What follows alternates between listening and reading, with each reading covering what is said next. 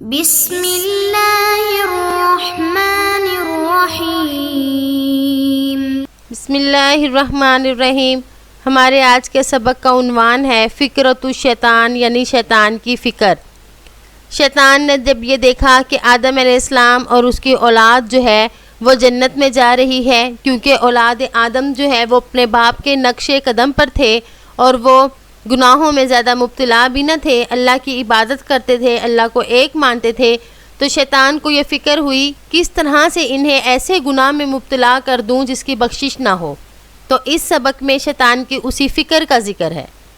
رأى الشیطان ان یدعو الناس الی عبادت الاصنام، شیطان نے سوچا کہ لوگوں کو بتوں کی عبادت کی طرف دعوت دے۔ رأى فعل ماضی، الشیطان اس کا فاعل ہے اس لیے مرفوع ہے۔ ان حرف ناصب ہے، فعل مضارع پر داخل ہوا، اس کا ماضی دعا اور مضارع یدعو ہوتا ہے، تو فعل مضارع پر اس نے یہ عمل کیا کہ اس کو نصب دے دیا، یدعو سے یدعوا بن گیا۔ الناس یدعو فعل مضارع کا مفعول ہے اس لیے منصوب ہے۔ عبادت الاصنامی، ان کا آپس میں مضاف مضاف الیہ کا تعلق ہے، عبادتی مضاف، اصنامی مضاف الیہ، مضاف الیہ مجرور ہوتا ہے اور عبادت پہ جر الہ حرف جر کی وجہ سے آئی، کیونکہ الہ حرف جر ہے اس نے اگلے اسم کو مجرور کر دیا۔ فَيَدْخُلُ النَّارَ وَلَا يَدْخُلُ الْجَنَّةَ أَبَدًا، پس وہ جہنم میں داخل ہو اور نہ داخل ہو جنت میں کبھی بھی۔ دخل يدخل دخولا یا دخلا بمعنی داخل ہونا۔ وَكَانَ الشَّيْطَانُ يَعْرِفُ أَنَّ اللَّهَ لَا يَغْفِرُ الشِّرْكَ، شیطان جانتا تھا کہ اللہ تعالیٰ شرک کو نہیں بخشے گا۔ کان فعل ناقص، الشیطان کانا کا اسم اور اگلا جملہ اس کی خبر ہے۔ انا حرف مشبہ بالفعل، لفظ اللہ اس کا اسم ہے اس لیے منصوب اور آگے اس کی خبر ہے۔ غفر یغفر غفرا غفرتا مغفرتا، اس کا مطلب بخشش۔ الشرک یعنی اشرک یشرک اشراک، یعنی کسی کو ساتھ شریک ٹھہرانا۔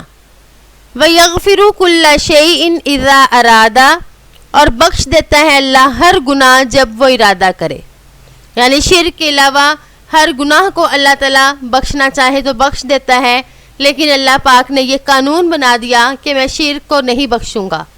ارادہ یرید ارادتاً بمعنی چاہنا۔ فَأَرَادَ الشَّيْطَانُ أَن يَدْعُوَهُمْ إِلَى الشِّرْكِ، شیطان نے ارادہ کیا کہ انہیں شرک کی طرف دعوت دے، یعنی ایک ایسا بڑا گناہ جس کی کبھی بخشش بھی نہ ہو۔ فَلَا يَدْخُلُ الْجَنَّةَ أَبَدًا، پس وہ کبھی بھی جنت میں نہ داخل ہو سکیں۔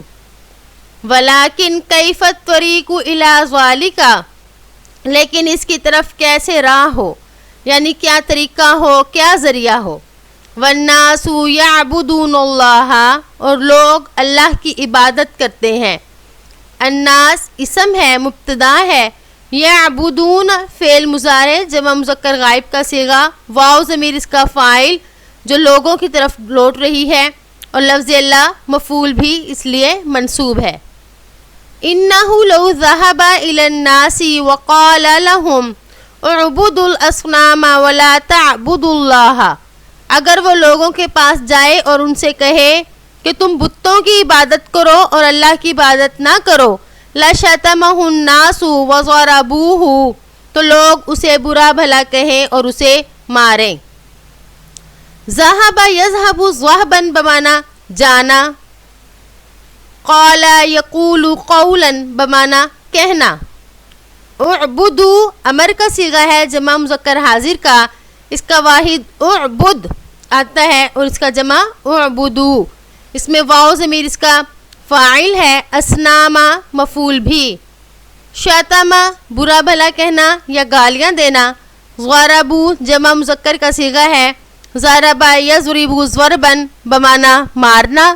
ضرب کے اور بھی کئی معنی آتے ہیں لیکن یہاں پہ اس کے معنی مارنے کے لیے ہی استعمال ہو رہے ہیں اور یہی معنی زیادہ مشہور ہے۔